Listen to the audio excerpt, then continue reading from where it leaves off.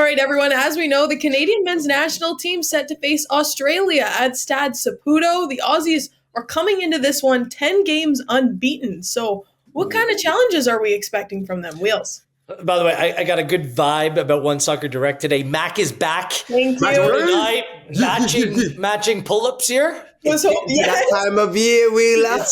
We bit chilly. A little bit nippy out there, brother. And Australia's Aussie. Oi. It's good to see Australia in the James Johnson derby. We'll call this divided loyalties, but you know that Johnson's back in Canada ahead of this tie here tonight. Australia's been good in recent years. I believe they've been to 5 consecutive World Cups. They punched their ticket to 2026 as well. Did well at the last World Cup. Beat Tunisia. Beat Denmark. That was a surprise and got out of the group and gave us Argentina, the champions, a little bit of a game in the knockout round, losing 2-1 in that game. They're on a decent run of form. They haven't been beaten. They beat teams like Japan, done well against sides like Saudi Arabia. So respectable country. So I think they'll give Canada a more competitive game than what we saw in the previous window against Wales and Romania. And for Australia, these games are important as well as, unlike last window when their two opponents were looking ahead to World Cup qualifying as the kind of the main course of the previous window. These warm-up games against Canada and the United States are very important for Australia. Not a whole lot of star power. That their players are scattered generally across European domestic leagues, not the top leagues like La Liga and Serie A, where some of the top Canadian players are. But they're a group that kind of punches above their weight based upon the collective spirit, the collective makeup, and they are a more physical team. And I think that'll be a good test for Canada as well. So I think it's a team that Canada should expect to beat. Colombia maybe in the second game is a different situation. But I think it'll be a better test for Canada, maybe in a little bit of a different way, especially playing at home in Montreal for this game in this window. Mac, Wheels, this is the perfect test at the perfect time because that window that Canada just had was pretty much flawless. When you think about how they played, everything that happened on and off the pitch, you thought about players stepping up. It was all feel-good stories all around. This one, to Wheels' point, you're going to play the Socceroos that are robust. Like, they're strong mentally. I remember that game you just talked about, Wheels, against Denmark. And, just my time that I spent there knowing, a lot of the Danish players and where they came up, they were just tactically sound. But, the Aussies had far more belief. They went forward. They had a little margin to go and make things happen, and they did. So this will be a perfect test for Canada because you have to be your best self on the day to really go and test them. When it comes to the most important question, that is James Johnson and his attire on the day. He absolutely has to have the Aussie shirt underneath the suit, but then Canadian accessories. Wristband has to be belief. Headband. That's the way you do it. He's still an Aussie. So shout out to JJ Mack. You probably know him better or see him more than we do. But he has to have the shirt on, but then accessories like maple syrup on the side. He has to have everything Canadian around him. But that is very cliche.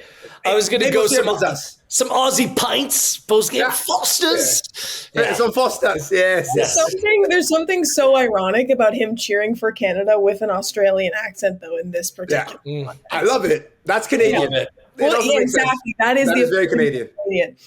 Wheels, you mentioned it earlier in terms of the star power on this Australian side, but looking at Canada, we know that a lot of these spots are already cemented, but some, and I think a big part of what makes these next couple games and months exciting, are the position battles to watch. So for both of you, in your opinions, what are some of who I should say, are the Canadian players who have the most to prove on Friday night? Wheels, I'll go back to you. Ooh, Canadian players, something to prove. I go straight up top, and I'm not sure if he's going to get much of a look, depending on what this team selection looks like. It's Kyle Aaron. I think he's in a real battle, kind of defining what his role will be for this team moving forward. His past, his resume is outstanding. He's still playing at a really good level, but two players in Tenny Olashey and Promise David are both playing Champions League football right now and seem to be players that the manager in Jesse Marsh has preferred to kind of turn to, especially Tenny. It's been Tenny time all the time, really, and it would be a little bit of a surprise to see Tenny not start this game. So although Marsh out of one side of his mouth says that, he doesn't want to make too many changes, this is a carryover from the previous window, at some point, if he truly believes in Kyle Aaron, like he says in virtually every interview that he's given, then he's going to have to carve out some time for him. So when will that time happen? Will it be like the final 20 minutes of a game? Will it be from the start? That's going to be really interesting to watch for me, because Kyle Larin, although again, there's a lot to like about the player, he scored once in his last 20 games for Canada. That simply is not going to cut it when you're playing alongside Jonathan David, and you have some stiff competition in terms of younger upstart players that maybe play in a little bit of a different way up front. So I think that this is Kyle Larin's window. He needs to show something, but I still question how much time he'll see on the field and who he will be playing with. The way that you really empower him is playing him from the start and seeing how he does. Absolutely. I'm just not sure that that's going to be the case, Jordan. No, and it looks like with Jesse Marsch, like he's kind of shown who he trusts and who he believes in, but also that familiarity with 11 that we can kind of suspect. Like, Wheels, when you and I are talking as well, we can kind of pick 9 comfortably that we feel like will start this match. Is that the chance to really gamble from Kyle Larin from the start? I mean, look, this guy scored the second most goals ever for Canada. He's been a prolific striker. Like, we have to put some respect on his name, and I don't think his time for the Canadians is over. Not saying that you're saying that at all, but I am talking about the murmurs that I've heard for quite a bit about people with Kyle Larin. There's still some productivity left, but you have to think, like, when does Jesse Marsch use him, and is this the window? I think it is, because when you think about the totem pole of where it falls, he's probably 4th string right now for strikers in that 9 position.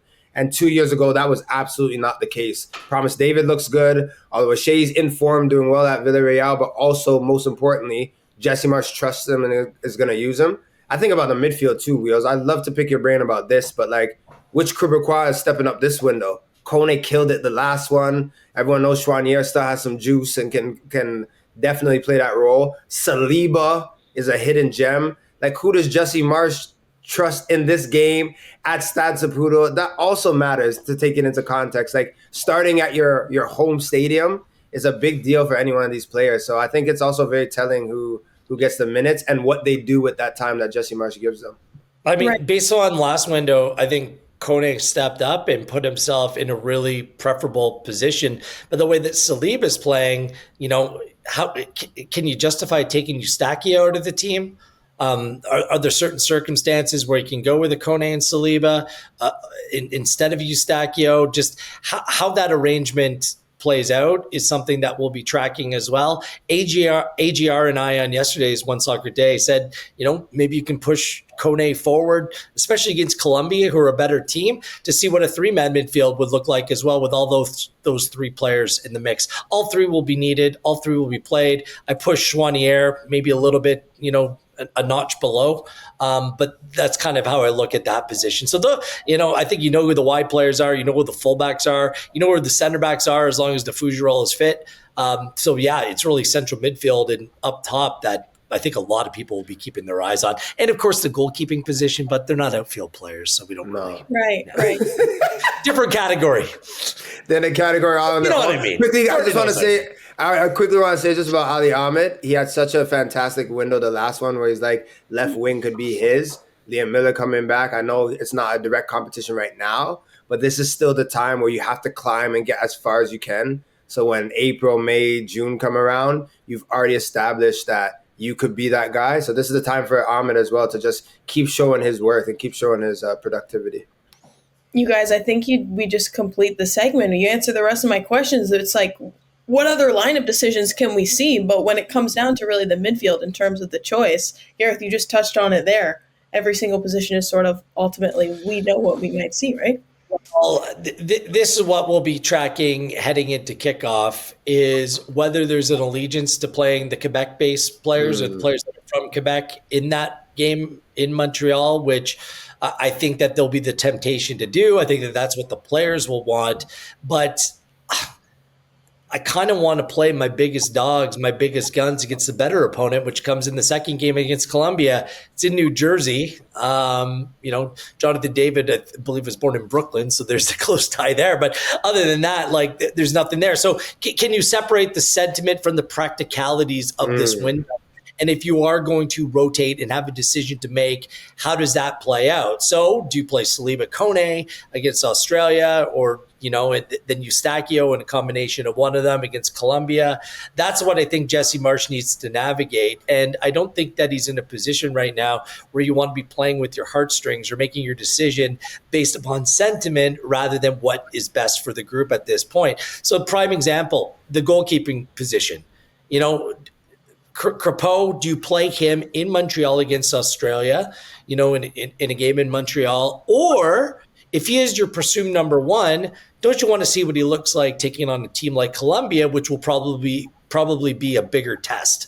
That for me is a decision that I'll be tracking as well, because if he does play in Montreal, perhaps that indicates more sentiment, because I want to see Crépeau play against Colombia. That's just where I sit, but I'm not sure if it will play out that way. Yeah, no, you make a good point with the sentiment versus the practicalities, and we'll find out soon enough in terms of what that decision is. Friday night, 7:30 p.m. Eastern, live on One Soccer. Oi, oi, oi. Versus Australia.